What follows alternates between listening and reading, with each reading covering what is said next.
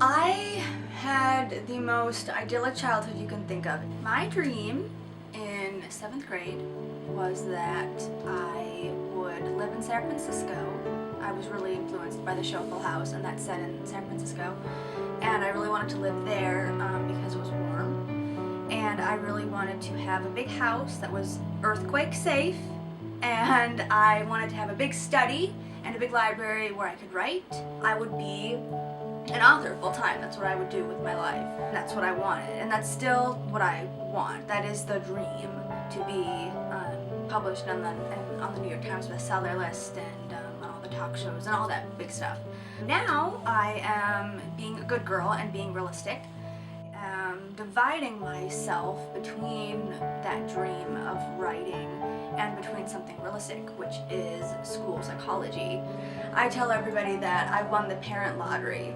My parents, my mom and my dad, they're my two favorite people. My mom was the one who I'd go to if I had a problem. She's the reason that I am the writer that I am. She's the reason that I am the English major that I am, and she's the reason why I'm obsessed with Anne Frank and all my kind of English major things. That's all her. I am two people. Me, we've got myself, who is the writer and who is obsessed with music and who loves fashion and who is incredibly thoughtful and thinks too much. And then we've got the blind girl part of me. She's the other person.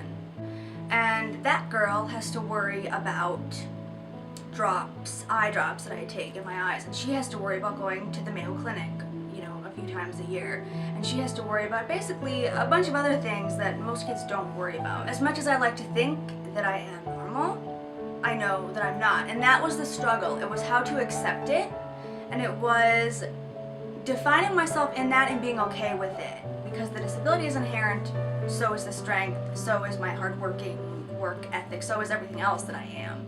When I was a really little kid, I was normal and I had no idea that I was different. But I think that's the same for every little kid. You think you're normal, is everyone's normal, until you realize that it isn't anymore.